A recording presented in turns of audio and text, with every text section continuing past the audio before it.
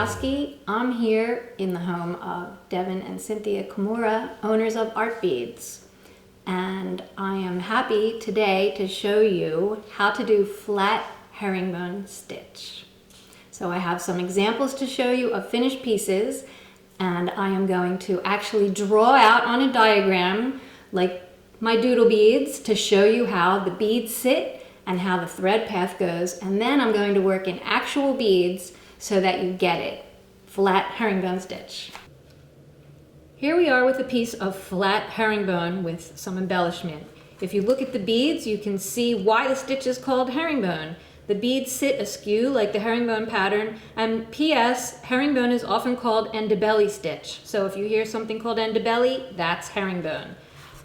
Now I'm going to go to the diagram and show you how we start this. We start with a ladder, which is, a ladder stitch is a basis for a lot of bead stitches. We're going to pick up beads 1 and 2, go back through bead 1 and down through bead 2, around like that. Now we're going to do the same thing. Pick up bead 3, down through the previous bead and up through 3, and we're just going to keep going around clockwise and counterclockwise until we come out. That's a basic ladder. Now, in order to step up to the next row without the thread showing on the outside, we're going to come back up through the second to the last bead and we're going to diagonal over up to the next row, and we're going to pick up beads 7 and 8 and go all the way down through that first row, come back up, pick up beads 9 and 10 all the way down through the previous row, and we're going to do that again until we're coming out the very first bead. Now you can see how these are done in pairs or columns. That's distinctive to herringbone. Now we're going to come up and step up to row 3 by going on the diagonal through the second row, and now we're ready to start row 3, and we're going to pick up 2 beads and come down through the 2 beads in the previous row, up and down, around, cross over, and come up. Let's move to the beads so you can see what this looks like in real beadwork. I've wrapped the tail of a piece of thread around my finger just to hold it in place.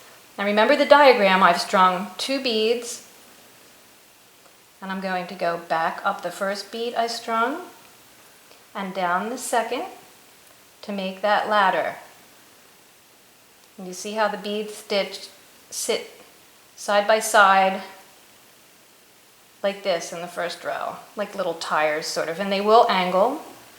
Now I'm going to pick up bead 3 and go back through, around, continuing through to pull that third bead. So you can see how the ladder's starting. I'm going to come up bead 3 and I'll pick up bead 4. I'm going to go around and down through the bead I just strung. Here's your ladder growing, just like on the diagram. Now remember we work in pairs for herringbone, so I'm going to do 6 beads all together in the ladder. So there's bead 5, and there's bead 6. And it's not a race, I'm doing it fast for you so we can get everything to show here. Okay, there's your ladder. You're going to want to adjust these. You can just push your fingernail right in like that. Now remember we came up on the diagonal. I'm going to go back up through the previous bead to the last. I'm going to string 2 beads and come back down.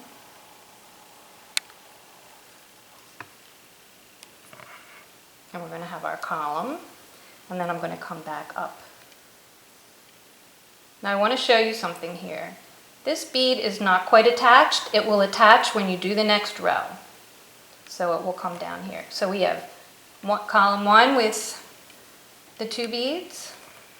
And then we have the next column, and you want to make sure it's okay to use your fingers to manipulate the beads so that they sit like this. So let's see if we can show you this. Do you see how they sit in columns and they're starting to get that sort of askew shape? Now we're going to come up and we're going to pick up the last 2 beads in row 2 and go down through the first bead strung. Now we have row 2. Now I'm going to go up just through the 1 bead in the first row and on a diagonal up through that second row bead. You see how that goes in there? And now that's called stepping up and you do that in a lot of stitches, and now we're ready to start row 3. And I'm going to complete row 3 because I want to show you how that bead that wasn't attached is now going to attach. So you pick up 2 beads, and there's your pair, and you're going to go up through the 3rd bead. There you go. And we're going to pick up 2 more beads and go back down through beads 4.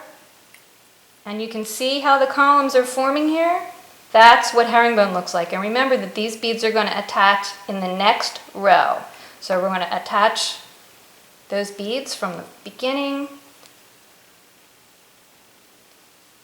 by stitching all the way down on the end through the first beads. And now we want to step up for row 4. So we're going to come up actually through 2 beads, and then we're going to pass on the diagonal from the second to the last row to the last one and come out. And now you are ready to continue. You can see the columns aren't attached yet. When you string these next beads, you're going to come in here and come down through 1 row, and these are going to be pulled together. So this is how, when you do herringbone, you can see how the rows are going to attach together, and they're going to angle like this, and you can just build and build and build. Now I have used just a single color in this example from Artbeads Designer Blends. But you can see that I have all these different colors. Now comes the fun part. As you start to work with the different colors, you can make stripes and checkerboards, because this is such a geometric stitch, it's really fun to do. So let's do row 4 in a different color, and I'm going to go to the dark bead so you can really see it. I'm going to pick up 2 beads, just come down through 1 and up through the next. That's like a little bridge, which is a term that you might hear in seed beading from time to time. And do you see how it pulls those rows together? Okay, 2 more beads, down through 1 and up through the next column, the pair of columns, and you're going to work with your fingers to get that to sit like that. And you can just think as you're doing this, okay, now we're at the end, and to do the turnaround so the thread doesn't show, you're going to come down through 2 beads and make sure those beads sit, and now you're going to come up the previous bead, and you're going to pass on a diagonal because the goal is to come out that end bead. So you're going to come up the 2 beads. Whoops, don't poke your finger like I just did. And there you go. And now you're ready. That's the step up. And now you're ready to start again, picking up 2 beads and coming across to form a cuff or a necklace or whatever you want. That's the basics of flat herringbone stitch.